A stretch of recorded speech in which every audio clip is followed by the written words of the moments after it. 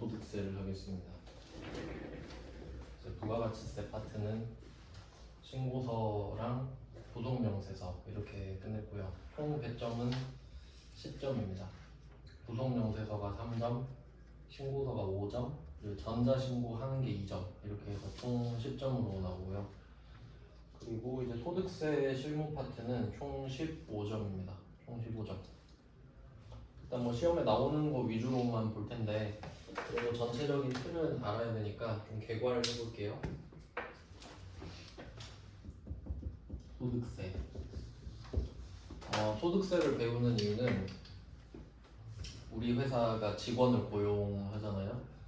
그럼 그 직원이 개인이라서, 그러니까 우리가 월급을 주면은 그 개인들한테는 소득이 되잖아요. 그럼 그 직원의 소득세를 구해줘야 돼요.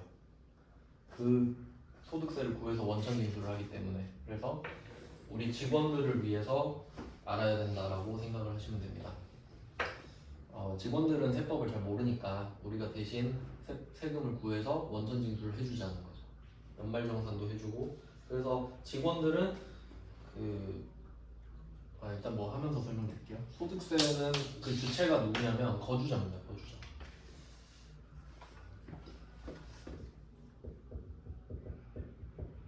비교를 한번 해볼게요. 우리가 부가가치세도 배웠는데 부가가치세는 누가 부가가치세를 납부하나요? 하면 사업자였거든요. 이게 이중으로 돼요. 그러니까 이제 세법을 2개 배우기 때문에 좀 헷갈려요. 슬슬 구분이 잘 지어져야 되거든요. 그러니까 기준이 좀 다르다는 걸 아셔야 되는데, 일단 거주자 같은 경우는 일단 부가가치세부터 볼게요. 배웠던 거니까. 그럼 부가가치세법에서 사업자 이렇게 하면은 부가가치세법상 사업자는 사업을 하는 사람이죠. 근데 그 뭐 기준이 뭐냐라고 했을 때 원래 나와 있어요. 근데 요거는 뭐 어차피 다 알 필요는 없으니까 그냥 계속성을 띈다 정도만 보시면 되거든요. 계속성을 띈다 정도. 그러니까 돈을 벌려고 어떤 행위를 계속하는 사람이죠. 계속. 네, 뭐 계속 해야 돼. 예를 들어서 그 중고나라나 번개장터 뭐 이런 데서도 물건을 맨날 파는 사람들 있죠. 그럼 그 사람들 돈 벌려고 하는 거죠. 돈 벌려고 계속 하잖아요. 근데 만약에 그 사람이 사업자 등록을 안 했을 수도 있죠.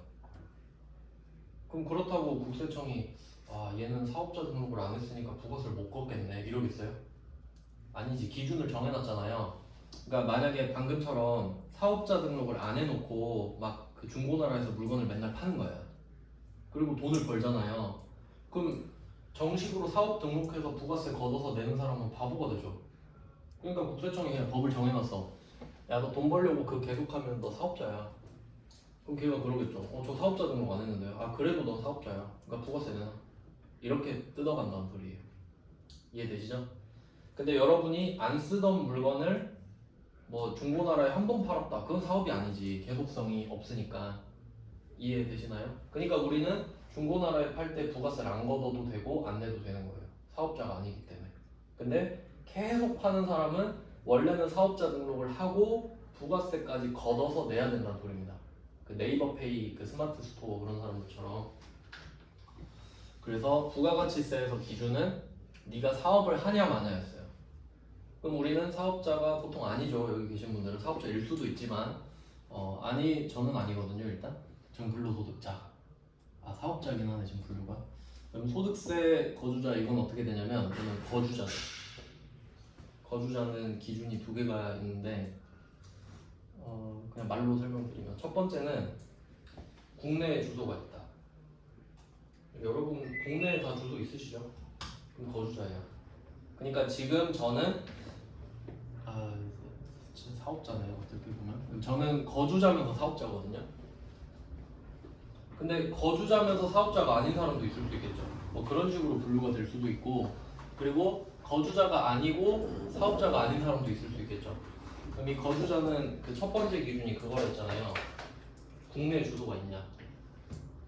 그럼 여러분은 거주자 맞죠? 그럼 여러분은 소득세를 내야 돼요. 그렇게 되고, 근데 혹시 그런 경우도 있잖아요. 외국인 노동자. 외국인 노동자가 우리나라 오는 경우 되게 많죠. 여기서 엄청 많이 보이잖아요.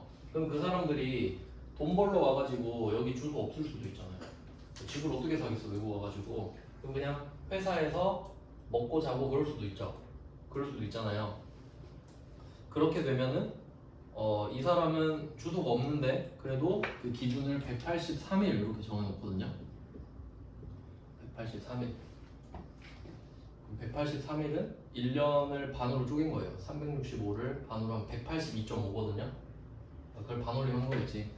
그래서 183일 이상 거소를 뒀다 이렇게 하면 외국인도 거주자가 돼요. 그러니까 보통 우리가 거주지라고 하잖아요. 거주지. 거주. 그럼 이게 주소, 이게 거소거든요. 그러니까 주소는 여러분 그 주민등록표상 주소를 말을 하는 거고, 거소는 그냥 만약에 노숙자가 뭐 서울역에서 자잖아요. 그러면 거기가 거소예요. 그러니까 주소는 아닌데 막 거기서 주로 사는 곳 있잖아요. 아니 회사에서 사면 회사가 거소지. 뭐 그런 느낌으로 볼 수 있어요. 그러니까 이게 외국인한테도 세금을 걷겠다는 의도죠. 그러니까 이게 중요한 게 국내외를 따지진 않아요. 그러니까 뭐 내국인이냐 외국인이냐를 따지는 게 아니라 우리나라에서 살고 있냐 정도를 보는 거죠. 그러니까 이름을 거주자로 해놨죠. 내국인이 아니라. 그래서 뭐 우리나라에서 주소가 있고 사업을 하고 있으면 두 개의 세금을 다 내겠죠. 근데 부가가치세는 이제 아시겠지만 걷어서 내는 거고, 소득세는 내가 번 돈 중에 남은 것 중에 내는 겁니다. 그럼 예를 들어볼까요? 이제 합쳐서 봐야 되니까. 그러면 어떤 사업자이면서 거주자인 A가 있다고 합시다. 사업자 거주자인 A가 있어요. 그럼 이 A가 800원의 물건을 사서 1000원에 판다고 합시다. 이거 맨날 했었던 거죠. 부가가치세법에서. 그럼 이때 800원에 살 때 880원을 내잖아요. 그리고 1000원에 팔면 100원을 걷어서 내잖아요. 그럼 일단 이거를 이렇게 수평선으로 나눠서 아래쪽부터 해결을 하는 거예요. 그럼 얘는 100원을 걷었는데 80원을 공제받아야 되니까 납부세액이 20원이 돼요. 이게 부가가치세예요. 그러면 이 A는 20원을 낼 때 손해를 보지 않죠. 어차피 100원 낸 돈으로 자기 80 가지고 20을 내는 거니까. 그럼 이건 끝났어요. 밑에는 끝났죠. 밑에 해결됐어요. 그럼 이제 800원에 사서 1000원에 팔았다 이게 남잖아요. 그럼 이제 얘는 남는 돈이 200원이에요. 맞죠? 여기서 소득세를 내야 된다는 거예요. 그럼 이 중에 몇 퍼센트의 세금을 낼 거냐가 이제 포인트가 될 텐데, 그럼 여기서 내는 세금은 손해 보는 거 맞죠? 내가 번 돈 중에 내는 거니까. 그러니까 이런 거를 이제 이해를 하면은 저런 것 때문에 돈을 다 쓰면 안 돼요. 세금 내야 되니까. 이해되시나요? 그러니까 부가가치세는 걷어서 내는 거니까 그냥 안 쓰면 돼. 어차피 거둔 돈이니까. 근데 소득세는 내가 번 돈인데도 쓰면 안 돼요. 세금 내야 되니까. 그래서 이 두 가지 측면이 있는 거죠. 아래쪽은 부가가치세 낸 거고, 위에는 소득세를 내는 거다. 네, 이렇게 되고요. 그럼 이 거주자는 기준이 개인만을 말합니다. 법인은 아니에요. 법인은 개인이 아니잖아요. 그러니까 법인은 그냥 페이퍼잖아요. 페이퍼. 회사 상으로 그냥 삼성전자, 현대자동차 이렇게 있으니까 그 법인들은 법인세를 내겠죠. 법인이니까. 그러니까 이걸 어떻게 봐야 하냐면 이 개념을 좀 잡을게요. 수득이라는 개념이 있습니다. 그 세금을 걷는 것 중에 수득은 없는 게 생긴 거라고 보시면 돼요. 그러니까 내가 돈이 없었는데 돈이 생겼어요. 그러면 국세청은 와가지고 너 수득이 생겼다. 수입과 뭐 얻었다 이렇게 수입을 얻었다 생각하시면 되는데,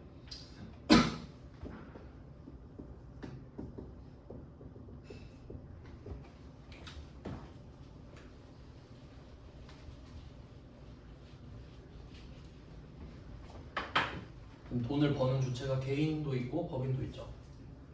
그럼 개인은 그 세금 이름이 소득세인데, 그러니까 앞에 개인이 빠져 있어요. 이렇게 됩니다. 개인 소득세.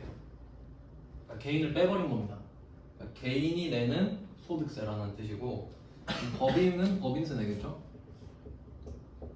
법인 소득세인데 여기는 소득을 빼버렸어요. 그러니까 소득세, 법인세.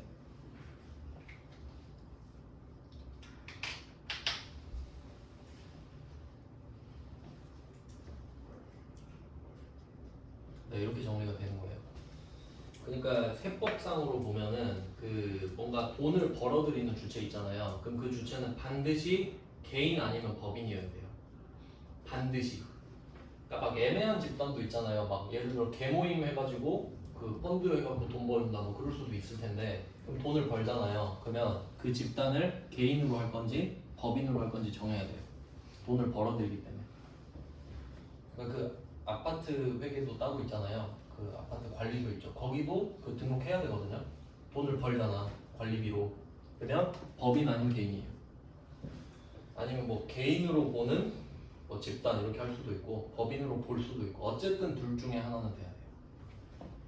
그래서 우리는 개인 이야기만 하고 개인 중에 거주자만. 그러니까 비거주자한테는 소득세를 거둘 수 없어요. 이 말은 그 외국인 어제 우리나라 와가지고 외국인이 하루 돈 번 거야. 그걸로는 세금 못 걷어요. 비거주자이기 때문에. 근데 뭐 그것도 원래 다 나눠져 있긴 한데 그냥 우리는 소득세만 하니까 외국인 그런 건 이야기 안 할게요. 자, 일단 뭐 누가 내는지 한번 봤고요.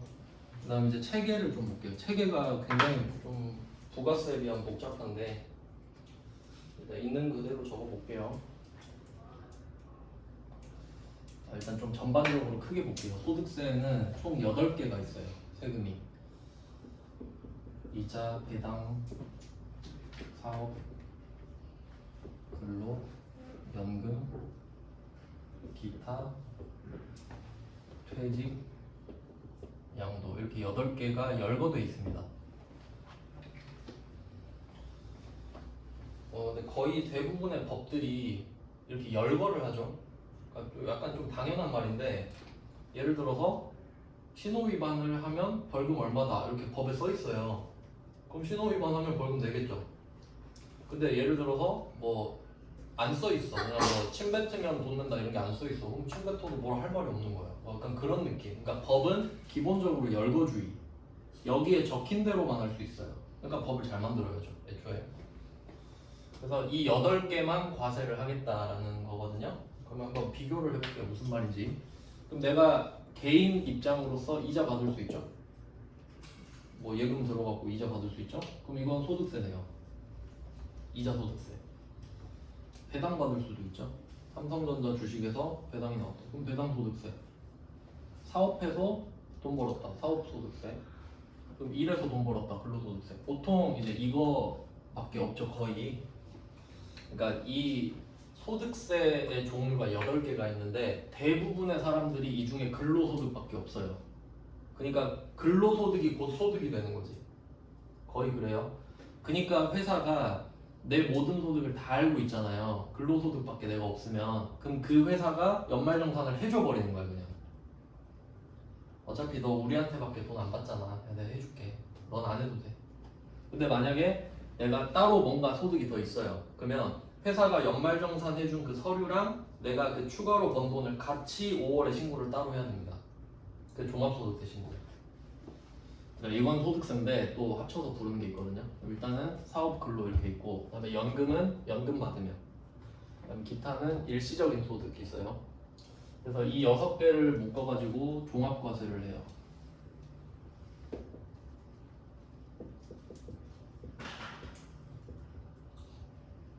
여섯 개를 묶어서 과세를 해버리니까 얘네들을 묶어서 종합소득세라고 하는 거죠.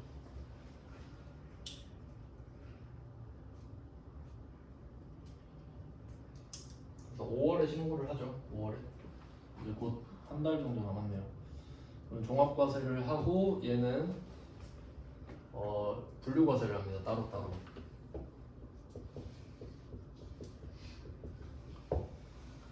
요거를 좀 내는데 문제, 말장난으로 낼 수가 있는데요. 그럼 이게 해석을 좀 해보면 소득세의 종류는 8개가 있어요. 8개 여기 나와 있죠. 근데 6개는 종합과세를 하니까 6개를 합친다는 소리입니다. 그러니까 6개 금액 자체를 합쳐버린다는 소리예요. 근데 퇴직 양도는 분류과세라 돼 있잖아요. 이 말은 얘네랑 같이 종합하지 않죠? 그럼 이때 퇴직과 양도를 합친다는 말이 아니라 퇴직도 따로 양도도 따로 한다는 소리입니다. 분류돼 있죠. 그러니까 세 덩어리가 있는 거지. 종합, 퇴직, 양도. 종합소득, 퇴직소득, 양도소득. 합쳐서 소득인 거예요. 알겠죠? 소득은 8개인데 덩어리를 3개로 묶어. 종합소득, 퇴직소득, 양도소득 이렇게 3개. 그럼 그 3개를 합쳐서 소득이라고 해요. 소득이니까. 그럼 그 과세 형태가 6개를 종합소득을 과세하니까 종합과세. 근데 퇴직 양도는 따로따로 퇴직 너 따로 양도 따로 하니까 분류과세. 이렇게 되는 겁니다. 그러니까 제가 지금 강조하고 싶은 거는 종합과세는 6개를 합쳐서 하잖아요. 근데 이 퇴직 양도를 합쳐서 하는 걸 분류라고 하는 게 아니라 얘도 따로 한다고. 퇴직도 분류과세, 양도도 분류과세. 두 번 적을 필요가 없으니까 묶어서 하나로 한 거예요. 그러니까 2덩어리가 아니라 3덩어리. 그리고 이제 이유를 말씀을 드릴게요. 왜 묶어서 하는지. 그리고 부가가치세는 세율이 하나밖에 없습니다. 부가가치세는 세율이 10% 하나밖에 없죠. 0%는 예외인 거예요, 그냥. 얘는 세율이 지금 하나, 둘, 셋, 넷, 다섯, 여섯, 일곱, 8개네요. 8개. 외울 필요는 없는데 구조만 이해하시면 돼요. 제가 한번 써볼게요.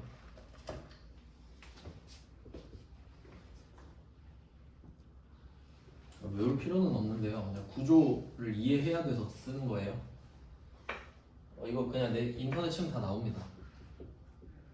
소득세율 하면 다 나오는 거라서 외우라는 게 아니라 내용을 한번 볼게요.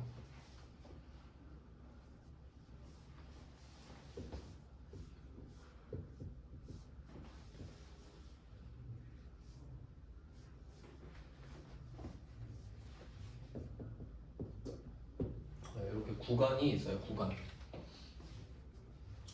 1200, 4600, 8800, 1억 5천, 3억, 5억, 10억의 구간이 있습니다. 이 구간이 있고 거기에 세율이 다 매겨지는데 6%, 15, 24, 35, 38, 40, 42, 45 이렇게 돼요. 요거는 10억 넘어갈 때 이렇게 되거든요. 그러니까 결론은 뭐냐면 구간이 여러 개가 있고 구간마다 세율이 다르다가 포인트예요. 그러니까 이 금액과 구간을 외우는 게 아니라 그냥 구간이 많고 세율도 많네. 그리고 지금 하는 게 소득세는 국세거든요. 국세.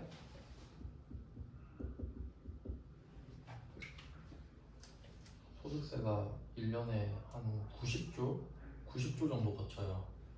많이 거치죠. 제일 커요, 덩어리가. 그럼 이 소득세를 국세로 내면은 우리가 소속이 2개라고 했잖아요. 대한민국 국민 그리고 광주광역시민 이렇게 2개 있으면은 국가에 이 파란색만큼 내는 거예요. 그럼 우리 또 광주광역시가 섭섭해하겠지. 그럼 이 파란색의 10%를 또 내는 거예요. 여기서 10%라는 거는 6%이면 16%란 말이 아니라 6%면 0.6이란 소리죠. 얘의 10%니까. 그러니까 지방소득, 그러니까 이게 지방소득세가 따로 있어요.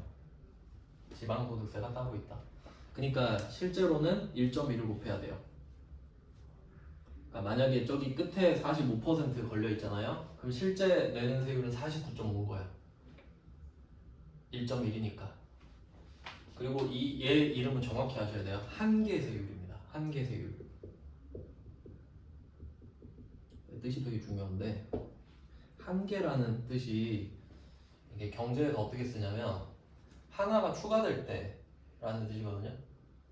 하나가 추가될 때 뭔 말인지 볼게요.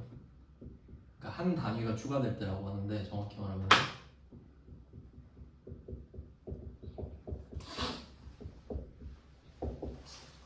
뭐 이렇게 써요. 한계세율은 그냥 세율이 아니잖아요. 그 무슨 말이냐면 어떤 사람이 연봉이 1억이라고 할게요. 연봉 1억. 그러면 일단 종합과세 이게 종합과세 거거든요. 물론 쟤네들도 영향을 받는데 세율은 이렇게 있고 이 종합과세 있죠. 얘는 금액을 6개를 합쳐서 일로 가요. 합쳐서 일로 가요. 퇴직은 퇴직만 따로 해서 혼자 가요. 양도도 지 혼자 따로 가서 일로 가요. 세 덩어리, 세 덩어리. 근데 보통은 근로밖에 없으니까 근로가 종합소득이 되겠죠. 근로소득이 종합소득이 되는 거예요. 보통은. 그럼 그게 1억이니까 종합과세로 1억을 때리면 되는 거죠. 그럼 그 구간이 지금 여기죠. 여기에요. 그러면 한계 세율은 38.5%입니다. 맞죠? 그럼 이 말은 이 연봉 1억인 사람 있잖아요. 그럼 이 사람은 35% 세율인데 여기서 1원을 더 벌잖아요. 1원은 너무 보니까 100원이라고 할게요. 이 사람이 1억을 버는 상태에서 여기에다 100원을 더 벌잖아요. 그럼 이 100원에 대해서 35%를 내는 거예요. 일단 그게 한계 세율의 뜻이에요. 그러니까 추가될 때 얼마 더 내냐 이 뜻이니까 그런 느낌이거든요. 그럼 이 사람은 세금을 얼마 내냐? 이 구간이 다 있잖아요. 1억이죠 지금. 그럼 이 사람이 0부터 1200만 원까지는 6%를 내요. 그리고 1200부터 4600 이 사이 있죠. 이 사이가 3400이죠. 이 3400에는 15% 그러니까 16.5겠죠. 그리고 이 사이는 4200이죠. 여기는 26.4%를 받겠죠. 그리고 이 부분 있죠. 여기는 1200이겠지. 1200에 대해서 38.5를 내요. 그래서 한계 세율이야. 그럼 이 사람은 100원 더 벌면 38.5% 되는 거 맞죠? 여기에 걸려 있으니까 그 한계 세율의 개념이에요. 왜냐면 왜 이렇게 해야 되냐면 이렇게 해야 어떤 사람은 1200 버는 사람도 있을 거 아니에요. 그럼 그 사람이랑 1200까지는 똑같이 내잖아. 그래야 안 억울하지. 근데 만약에 너 1억 버네 38.5네 그럼 1억에 38.5% 내. 너무 많잖아요. 너무 많지 않나 그러면? 40% 세금 내면 돈 벌기 싫잖아요. 실제로 세율을 많이 높이면은 그 노동량이 줄어요. 세금 내기 싫어가지고. 여기부터 이제 좀 커지는데 근데 보통 현실적인 구간은 여기죠. 거의 이렇게 돼요. 거의 여기에 속해 있다고 보면 엄청난 밀도로 있다고 보면 됩니다. 이제 여기를 탈출하는 여정인 거죠. 우리 인생은 24%로 가봐야죠. 근데 이게 그냥 생 연봉이 아니에요. 그 소득공제라고 들어보셨을 거예요. 그 개념을 이제 설명을 드릴 건데 일단 소득세에 소득이 8개 있다 했잖아요. 그럼 제가 지금 칸이 부족해서 안 썼는데 얘네들은 다 소득입니다. 그러니까 이 말은 이자 소득, 배당 소득, 사업 소득, 그러니까 소득이라는 글자가 뒤에 다 붙어야 된다는 소리예요. 칸이 없어서 안 썼다고 지금. 그리고 소득 금액이 따로 있어요. 그게 포인트가 돼요. 그러면 우리가 회계를 좀 배웠으니까 소득 이게 세법이잖아요. 소득은 수익이랑 비슷하다고 생각하시면 돼요. 수익 똑같은 건 아니에요. 똑같진 않겠지. 수익이랑 비슷해요. 어떤 느낌인지 아시겠어요? 이익이 아니라 수익이라고. 그냥 벌어들인 매출액 같은 개념. 여기다가 세금을 때리진 않겠잖아요. 그러니까 이게 뭔 말이냐면 만약에 우리가 10억을 벌었다고 할게요. 8억을 썼다고 할게요. 그럼 2억 남죠. 이렇게 되잖아요. 그럼 세금을 어디 때려야겠어요? 2억에 때려야겠죠? 10억에 때리면 돼요? 아니 난 10억이 없어. 8억을 써버려가지고. 그러니까 2억에 세금 때리는 게 맞죠? 그러니까 지금 이 10억의 개념이라고 얘가 결론은 여기다 세금 때리면 안 된다고요. 그러니까 비용을 한번 빼주는 작업을 하겠지 얘도 상식이 있으니까. 알겠나요? 그러니까 이 금액 자체가 일로 내려오진 않는다고 그 말을 하고 있어요. 그래서 이거 세율 표도 있고요. 그럼 얘네들은 왜 종합과세를 하냐? 약간 얘는 루틴적이라고 해야 될까? 일상적이다? 그런 느낌이 좀 있고, 그러니까 이거 반대로 보면 돼요. 퇴직과 양도는 일상적이지 않아요.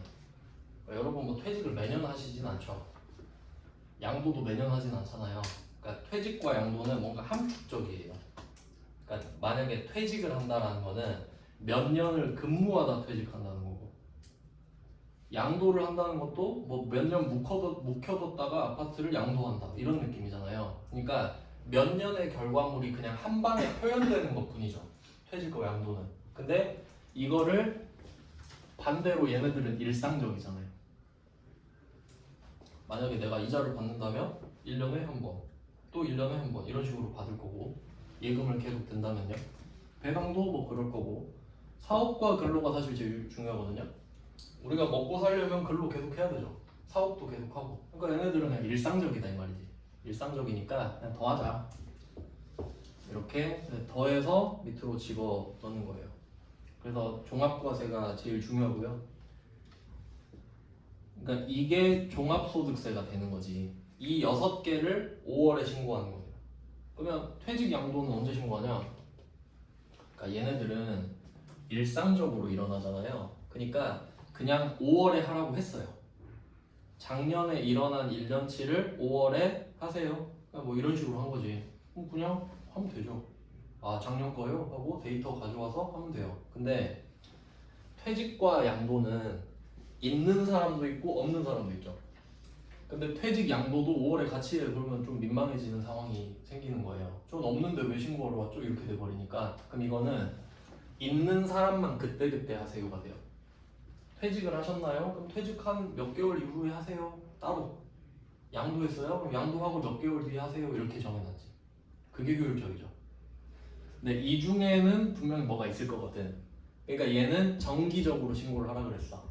얘는 사건이 발생할 때만 있는 분만 하세요. 이렇게 된 거지. 평생 안 하는 사람도 있을 거 아니에요. 그래서 이렇게 정리가 되고요. 그러면 종합과세랑 분류과세가 나왔는데 이제 또 중요한 게 분리과세거든요. 분리. 그러니까 분류도 분리과세가 중요한데 이 종합과세는 그래서 느낌이 어떻게 되냐면 이걸 이해를 좀 잘해야 돼요. 이거 소득세 하려면. 저는 비율을 할 때 이런 식으로 뭐 바구니가 있다라고 해서 이 종합과세는 모으는 겁니다. 바구니에 계속 모아요. 그러니까 1년치를 모아요. 그 부가가치세 과세 기간이 1월 1일부터 12월 31일인데 반으로 쪼갰죠. 그러니까 부가가치세가 1년으로 쪼개서 1기, 2기 이렇게 해서 하나, 둘 이렇게 부가세 걷었잖아요. 근데 소득세 같은 경우는 그냥 1월 1일부터 12월 31일이에요. 그러니까 한 사이클인 거예요, 그냥. 한 사이클. 그러니까 여러분이 올해 5월에는 작년에 벌었던 종합과세를 신고해야 돼요. 종합소득을. 그러니까 텀을 주는 거죠. 준비를 할 수 있게끔. 그래서 종합소득세는 무조건 1년입니다. 누구나 평등하게 1월이에요. 누구나 평등하게 1년이에요. 그럼 이 말은 이 구조가 어떻게 되냐면 내가 소득이 생겼어요. 이 6개 중에 보통은 근로소득이겠죠? 그럼 이거를 바구니에 넣어요. 여기서 핵심은 과세를 하지 않는 겁니다. 그러니까 내가 돈을 벌었잖아요. 그럼 그 번 돈을 바로 바구니에 집어넣는 거야. 바로. 왜? 1년 동안 모아야 되잖아요. 1년 동안 모은 다음에 여기 부어야 되잖아. 그러니까 이 바구니로 들어갈 때는 과세를 하면 안 돼요. 맞죠? 그러면 안 되잖아요. 왜? 6개를 1년 동안 합쳐서 이 금액을 모은 다음에 여기다 부어버려야 되는데 그럼 한 개 한 개 하면 전부 다 맨날 6% 6% 이럴 거 아니에요. 그럼 국세청이 돈을 못 벌죠. 그럼 안 되잖아. 그러니까 야, 과세하지 말고 일단 바구니에 부어놔. 부어. 1년 동안 모아. 그리고 부어. 그럼 금액이 좀 커져 있겠죠. 그러니까 1억도 되고 뭐 5천도 되고 이럴 거 아니야. 그런 내용입니다. 그러니까 일단 모아라 이 말이지. 근데 우리 월급 받을 때 떼이죠.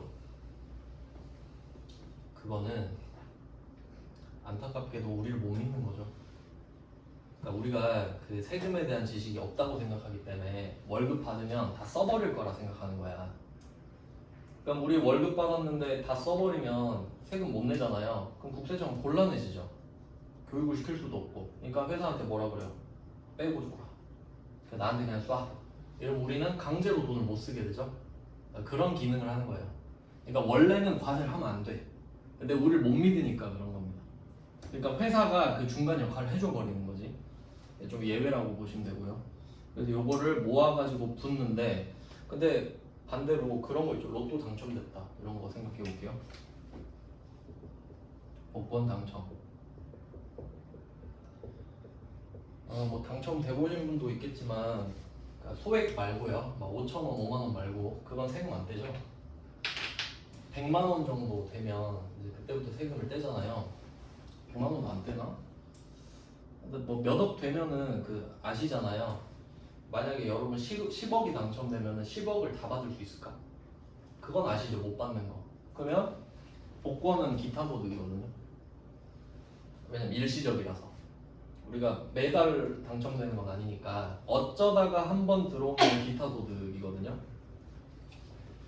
그러면 복권에 당첨됐어. 그럼 걔도 바구니에 넣어야 되지 않나요? 맞죠? 바구니에 넣어야 될 거 아니야. 그걸 부어야 되잖아요. 근데 그 복권은 조금 애매하지 않나요? 그럼 복권을 내가 갖고 있던 소득이랑 합쳐갖고 세금을 내버리면 그럼 부자들은 개손이 아닌가요? 그러니까 만약에 부자가 로또 10억에 당첨됐어. 근데 이 사람은 원래 소득이 10억이 넘어요. 그럼 이 사람은 한계 세율이 45%거든요. 맞죠? 이미 10억을 맨날 벌고 있어. 그러면 이 사람 세율은 49.5%죠. 그럼 내가 10억 당첨되잖아요? 그럼 여기서 5억이 세금이야. 근데 저 같은 거지가 당첨됐어요.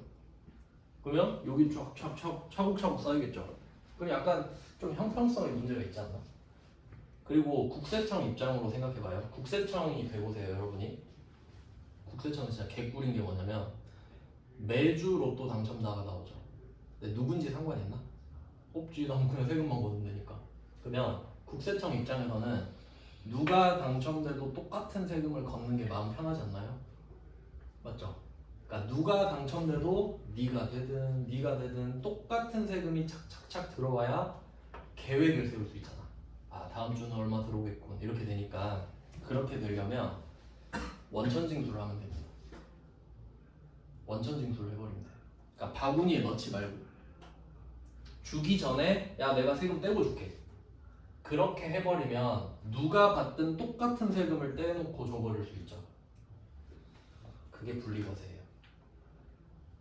종합과세에서 분리됐잖아. 그래서 이런 것들은 원천징수를 하게 되고요. 복권 당첨은 원천징수를 하게 되고, 원천징수를 했다라는 말 자체가 분리과세를 하고 있다는 소리입니다. 원천징수를 했다는 것은 원천에서 징수를 한 거죠. 그러니까 10억을 실제로 주면은 10억 받으면 얼마 받는지 아세요? 10억 당첨되면 3억까지가 20%고 초과분이 30%니까 한번 구해볼까요? 3억에 대해서는 20%예요. 6,600만 원입니다. 6,600. 그리고 7억은 33%예요. 암산이 안 되는데. 뭐 2억 3천 2백 이렇게 되나? 그럼 대충 하면은 한 3억 되겠지. 그럼 10억 당첨되면 7억 받습니다, 여러분. 농협본사 가가지고 7억. 원천징수를 당해버리니까. 그러면 이거는 우리 세금 낸 거죠. 그러면 잘 생각해봐요. 내가 로또 당첨되면은 은행이 원천징수 해버려. 그럼 국세청은 누가 당첨돼도 똑같이 3억이죠. 그러니까 마음 편하겠지? 어쨌든 3억을 받으니까. 그럼 우리 입장에서는 이 돈이 바구니로 들어가면 안 돼요. 왜? 과세를 당했잖아. 바구니에 넣는 이유가 뭐죠? 과세를 안 했으니까 모아서 과세를 당하려고죠. 근데 이 로또는 내가 좋든 싫든 과세를 당한 거죠, 지금. 그럼 바구니에 넣으면 안 돼. 왜? 바구니 넣으면 이중과세지. 나 3억 떼이고 들어가서 또 떼요? 그럼 안 되죠. 그래서 그런 것들은 분리과세가 된 거지. 원천징수 된 거냐. 근데 그 월급쟁이들 원천징수는 예외입니다. 아까 말씀드렸다시피 회사가 중간에서 걷어버리는 거지 시스템 자체가 그런 건 아니에요. 그래서 복권 생각하시면 돼요. 근데 이자도 그래요. 이자도 1년에 2천만 원까지는 15.4%로 종결. 15.4 정해져 있어요. 배당이랑. 그러면 그건 뭘 뜻하냐면 한번 생각해봐요. 부자들 많을 거 아니에요. 부자들이 만약에 지금 현금 10억을 예금에 넣어놨다. 그럼 1년에 이자 5천. 그쵸? 열심히 일하는 연봉 5천이랑 똑같아요. 그러면 2천만 원까지는 15.4%가 이게 뭔 말이냐면, 그러니까 부자들한테는 10억도 별거 아닐 테니까 5천만 원도 그렇게 큰 금액이 아니에요. 그쵸? 근데 세법상에는 야 이자로 2천 벌면 많이 버는 거다 라고 해서 2천 아래는 무조건 15.4%로 끝내버리는 거야. 근데 만약에 그 부자가 5천을 받았죠. 그러면 그거는 49.5%를 받는 거지. 그게 맞죠? 그러니까 똑같은 이자가 아니잖아. 퀄리티가. 우리는 이자 해봤자 뭐 몇십만 원 받을 거고 그 사람 5천 받아버리는데, 그럼 우리는 15.4%로 끝나. 그냥 원천징수로 끝나. 근데 부자들은 일단 이자를 줄 때 원천징수를 15.4%만 해요. 근데 1년 지나고 나서 얘 5천 받은 거야 총. 그러면 15.4%에다가 더해서 49.5로 만들어줘요. 왜냐면 은행은 무조건 15.4%밖에 안 하니까. 약간 그런 구조인 거예요. 그러니까 부자들한테는 원천징수가 보통 좋아요. 그렇겠지.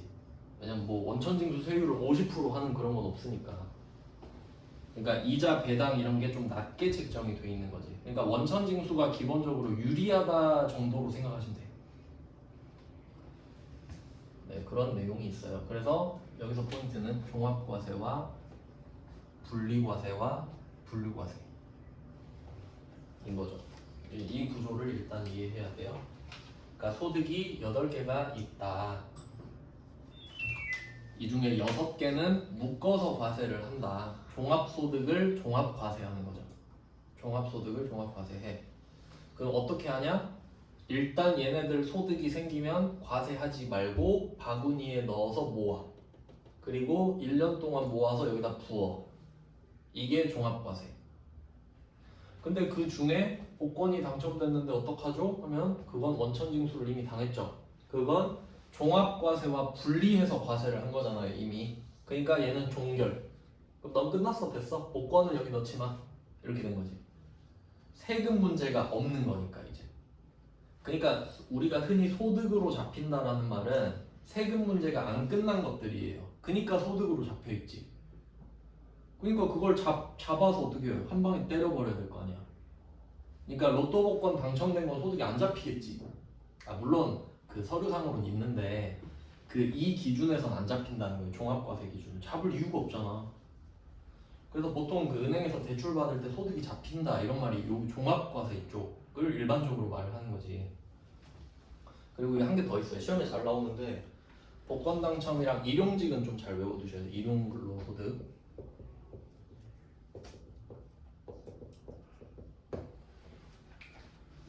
일용근로소득. 여기서는 그 단순하게 그냥 두 가지로 나누거든요. 근로자 형태를. 근로자 형태가 상용직이랑 일용직밖에 없어요. 상용직은 항상 사용하는 직원이에요. 항상. 일용직은 한 번만 쓰는 직원이고. 근데 일용직은 아마 그 법상으로 한 달 이내일 거예요. 한 달 이내. 그러니까 단기 알바라 생각하면 돼. 일용직은 진짜 하루일 수도 있고 한 달 안에 알바일 수도 있고. 그러면 그 우리가 흔히 정규직, 비정규직 이렇게 말을 하잖아요. 무기계약직. 근데 그런 것도 그 비정규직도 상용직이에요. 왜냐면 무제한으로 쓰는 건 아니지만 계약한 기간 동안은 항상 쓰잖아요. 그러니까 무기계약직이나 비정규직도 상용직은 맞아요. 일용직이랑 차이 아시겠죠? 일용직은 진짜 단기 알바. 그냥 쉽게 말해서 제가 노가다 알바 뛰러 갔다 하면 돼요. 뭐 상하차 택배 알바 이런 거 하고. 그러면 일용근로소득도 그냥 분리과세 해버립니다. 왜? 이유가 딱 생각이 나셔야 될 텐데. 왜 그러겠어요? 다음에 안 올 수도 있잖아요. 근데 내가 이거 원천징수 그러니까 소득을 왜 그렇게 계산을 해주겠어요?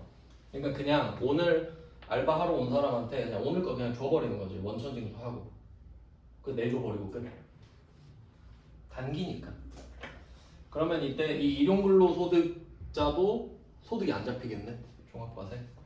그러니까 아무리 내가 막 소득이 많아도 일용 근로자 중에서도 막 하루에 50 받는 사람이 있거든요. 그럼 그 사람들은 그 소득이 다 종합과세로 안 잡히겠죠. 세금 문제가 없으니까. 그때그때 다 원천징수를 당하기 때문이죠.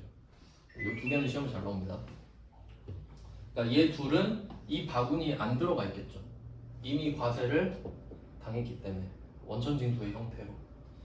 그래서 이 원천징수를 거치지 않은 일반적인 소득들만 과세가 안 됐기 때문에 바구니에 모이고 세율로 들어가는 겁니다. 이렇게 보셔야 돼요. 네, 두 개로 이렇게 나눠지고요. 그래서 분리과세는 종합과세에서 분리됐다라고 생각하셔야 돼요.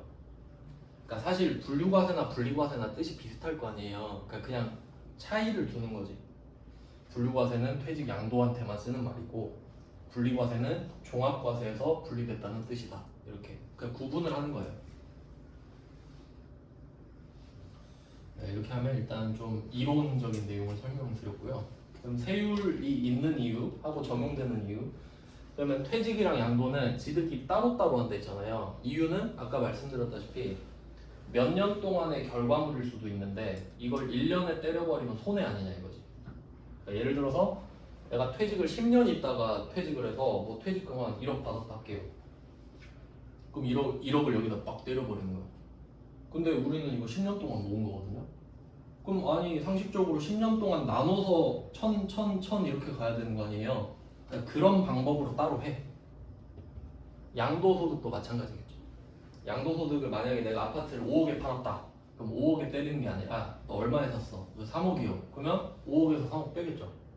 그리고 무슨 공제, 무슨 세액 공제 빼고 그럼 1억 남네? 그럼 1억을 여기다가 딱 때리는 거야. 이해되시죠? 그러니까 얘들은 독자적인 방법이 있다는 겁니다. 따로따로. 왜냐면 덩어리가 크니까. 근데 메인은 아니에요. 우리는 종합과세가 제일 중요해요. 왜냐면 근로소득이니까. 이렇게 되고요. 그럼 세율은 이렇게 써먹는 겁니다. 그러니까 퇴직소득이랑 양도소득도 소득세잖아요. 그러니까 얘네들도 이 세율의 영향을 받는다는 거지. 근데 그 금액을 구하기 전의 과정은 독자적이다라는 겁니다. 왜냐면 성격이 다르니까. 뭐 그런 내용이고. 이제 지금 수익 개념을 알려드렸으니까 이제 비용까지 알려드리고 좀 쉬겠습니다.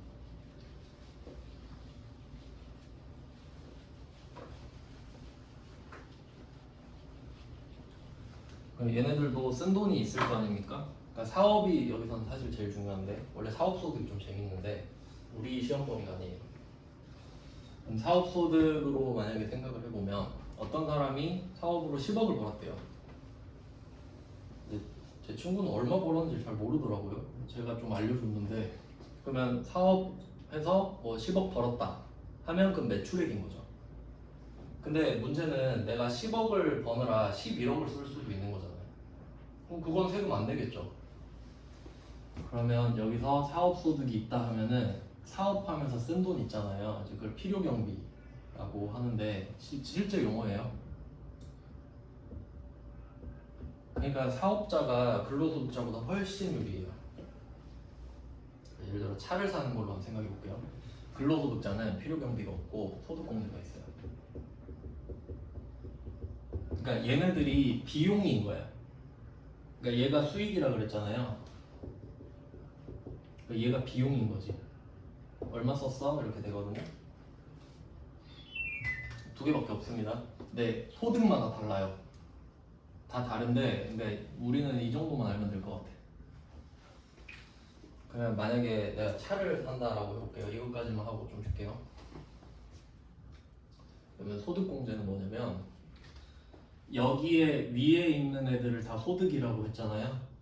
그러니까 이자소득, 배당소득, 사업소득, 근로소득 이렇게 된다 했죠. 그러면 소득공제는 뭐냐면 네가 벌었던 그 소득에서 빼줄게. 그러니까 예를 들어서 내 소득이 1억이었어요. 소득공제 100 해줄게. 그러면 너 100 안 번 걸로 해줄게. 그러면 9,900 되잖아요. 그럼 우린 실제로 1억 벌었는데 100을 소득공제를 해줬기 때문에 9,900 번 게 되는 거야. 그럼 개꿀이지. 그럼 100에 한계 세율만큼 덜 내는 거니까. 그러니까 소득공제는 이게 진짜 중요한 건데 소득공제는 부자한테 유리해요. 여기다가 한계 세율을 맞을 거잖아요. 근데 그걸 빼주는 거니까. 그러니까 똑같이 100만 원을 깎아줘도요 부자는 49만 5천 원을 깎아주는 거지 실제로. 그러니까 소득 100만 원이 없다고 치는 거잖아요. 그냥 세금을 깎아준다는 게 아니라 네 소득 100만 원 없다고 해줄게. 그럼 부자들은 속으로 와씨 49만 5천 원 굳었다 이 생각하겠지. 왜? 원래 100만 원 벌었으면 49만 5천 원을 내는 건데 오히려 그 100만 원을 없애줘 버렸으니까 49만 5천 원을 번게 되는 거지. 근데 6% 거지는요 6만 6천 원. 소득공제 100만 원 해주면 6만 6천 원 이득 본다고요. 그러니까 소득공제는 부자한테 유리하다 이걸 알고 계시면 돼요. 그럼 뭐 그게 소득공제인데 그러면 이건 무슨 말이냐면 필요경비는 쓴 만큼 빼주는 거예요.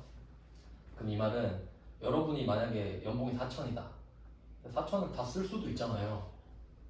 근데 내가 4천을 벌어서 4천을 다 쓰면 남은 돈이 없죠. 그럼 세금을 못 내잖아요. 근데 국가는 어떻게 하냐면 너 4천 벌었네? 그러면 4천 벌었으니까 한 천 썼다고 해줄게 라고 해요. 그게 소득공제예요. 그럼 우리는 이렇게 말해요. 아니 저 4천 다 썼는데 아니야 너 그렇게 많이 썼을 리가 없고 너 1,000만 원밖에 안 썼어. 그럼 우리 소득은 어떻게 해요? 3천이 되는 거야. 4천만 원이 실제 근로소득인데 소득공제 1,000만 원을 해주잖아요 국가가. 그럼 우리는 3천만 원을 번게 되지. 그럼 그거 가지고 내려오는 거라고. 그러니까 실제 세율보다 그러니까 실제 금액보다 더 그 좀 낮은 금액이 들어가는 거예요 밑으로. 그러니까 4,600을 넘기기가 힘들어지는 거지. 거의 다 쳐주니까 이렇게 딱딱딱 쳐서 내려가니까. 그러면 이 말은 뭐냐면 여러분이 4천만 원짜리 차를 산다고 할게요. 그럼 근로소득자가 4천을 벌어서 4천짜리를 샀다고 할게요. 그럼 이 사람은 거지야. 돈이 없죠. 근데 세금 내야 돼. 맞나요? 왜냐면 국가는 이 사람이 소득이 3천이 있다고 하니까. 그러면 차 사고 내가 또 울면서 돈 갚아야 되는 거야 세금을. 근데 이제 사업으로 넘어갈게요. 사업소득 4천. 차 한 대 뽑았어요. 필요경비 4천. 그럼 얼마 남았죠? 빵원. 세금? 없지. 이거예요. 그러니까 근로소득자가 불쌍해. 근로소득자 별명이 유리지갑이에요. 얼마 벌었네? 갖고 와. 바로 테이크 하죠. 근데 사업소득은 알 수가 없어. 그러니까 이게 엄청난 갈등이 생겨요. 그러니까 와씨 사업자 개꿀이네. 그럼 여러분도 사업자 하시면 돼요. 그쵸? 이걸 활용하면 되지. 근데 그 안에 좀 구체적인 내용이 있긴 한데 흐름이 다르잖아요. 그러니까 근로소득자는 내가 이 돈으로 이거 차를 사버리면 세금은 따로 내야 되죠. 근데 사업소득자는 안 내잖아. 그러니까 사업자 명의로 그 보면은 막 보통 그 G80 이런 것들 보면 다 법인차거든요. 하허 이렇게 붙어 있는 거 그거 잘 활용하는 거지. 그 법인차는 표시가 안 나잖아요. 법인차를 리스로 하면 또 하호도 없죠. 뭐 그런 식인 거예요. 근데 이거를 잘 활용할 수가 있어요. 일단 이렇게 해놓고 좀 쉬다가 계속 보겠습니다.